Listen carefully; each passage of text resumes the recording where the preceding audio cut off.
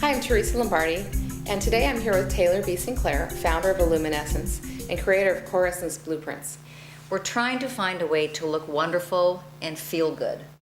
So I know that you have a lot of experience in the fashion world. You've been an image consultant, you have experience as a designer, you have experience with color, radiances, makeup.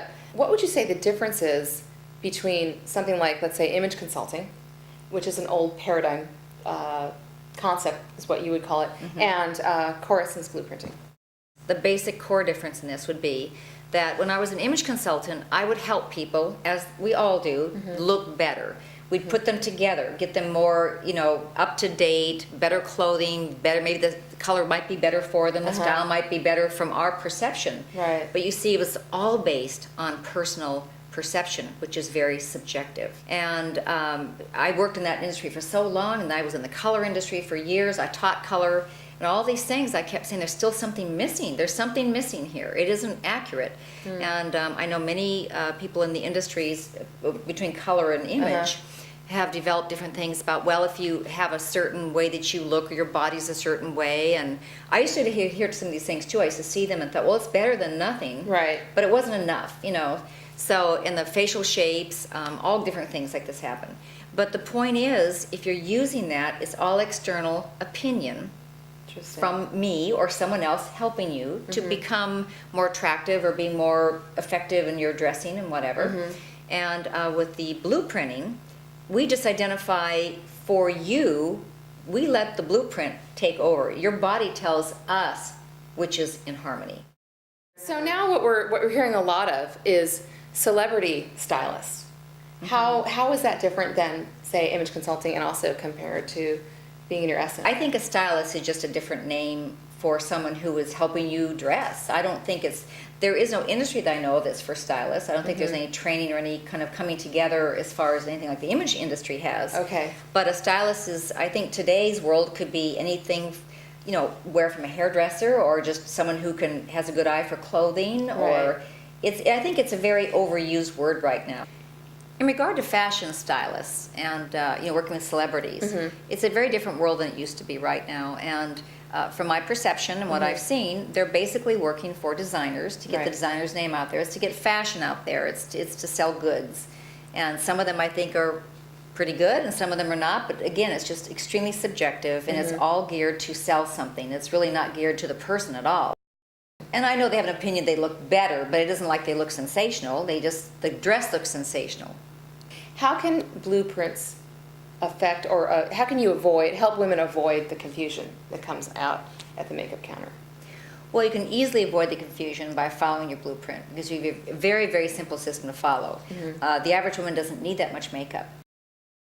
It all depends on the way it's applied also.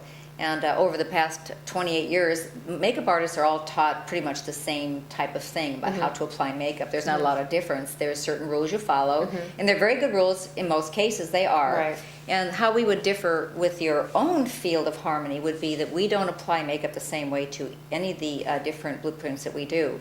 We give you a whole system of how to follow different particular shapes and ways of using your hand. So that is a new paradigm compared to the old paradigm, because that's something that you never hear about. No, not at all. And we actually, let's say the radiances that we give you, which look like colors, are based on vibrational fields. They are not based on color. How would you say that blueprinting compares to, say, the four season theory, color theories like that? I taught four-season work for some years, and it was an incredible field. Suzanne Cagill actually created that whole phenomenon that came about, and which was actually, she actually had the vision, let's call it, in the 1940s. This was not during the 70s. Carol Jackson, I believe, wrote a book in the 70s. It was called Color Me Beautiful, which of course was huge. And she could see the marketing of the whole thing. But it didn't go to the basics at all like Suzanne had really seen it. Suzanne had seen it as you matching a personality with color, and the season is how she kind of came up with that. So they're very valid and wonderful, and the thing is, it's just, we've done that, been there and done that. So We don't use color at all when we get your blueprint. We do not use color to determine the blueprint to find out the vibrational field of the body, which is interesting. Yeah. No color is used. So the difference would be that with the color theories, they try to match your eyes or your skin tone or your hair. Some of them include like the shape of the face, because that looks like flowers of that season and things like this. And that was very nice, but it certainly doesn't get to the core essence of things. When you're looking at something in a visual way like that, with your own opinion and trying to see something, you see, the fact is, if you have a shape and you change the color on the shape, it will change the shape. And if you have a color and you change the shape, it will change the color. Interesting. And if you change then the texture and add that in, it will change again. Our eyes, what we're actually seeing is not what we think we're seeing.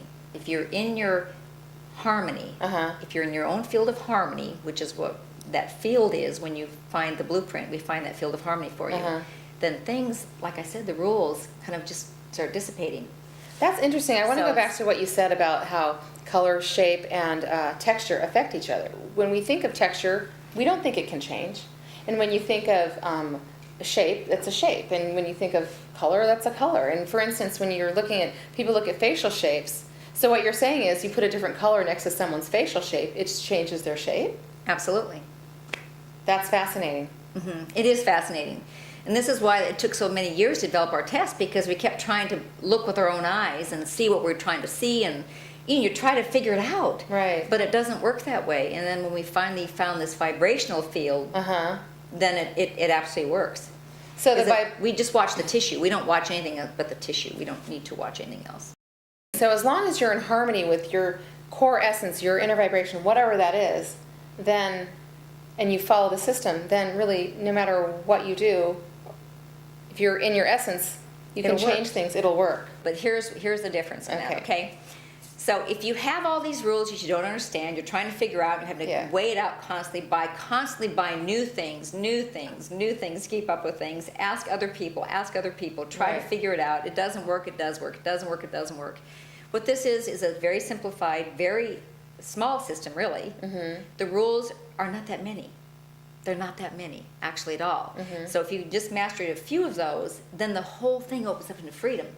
In fact, one of our clients wrote me a poem, and she said, you're entering the land of freedom when you do this, because you get to be yourself, and it's so simple to follow once you get it down, and it's not very many rules at all. See, all those other rules go away. Interesting. So it's more like guidelines based on your inner vibration than it is an external rule. So it's more, I always get these confused. It's objective as opposed to subjective? Is that right? It is much more objective. Okay. Yes, because we don't make that up. People say, well, where'd you get this? And I always just go, I didn't create the universe. I didn't create the universe. I just happened to notice that these certain patterns would just, they just go together. And they'll stay together, and they support and enhance somebody, as opposed to make them look better, or all the things we keep searching for and reaching for. Well, thank you so much, Taylor, because I feel like you just set me free. It's just really following just a few internal guidelines instead of paying attention to all these external rules. And they're guidelines that really can last you your whole lifetime. Your whole lifetime. So it'll never change. Yeah, so you just set me free. Oh, wonderful. So thank you. You're welcome. Thank you very much.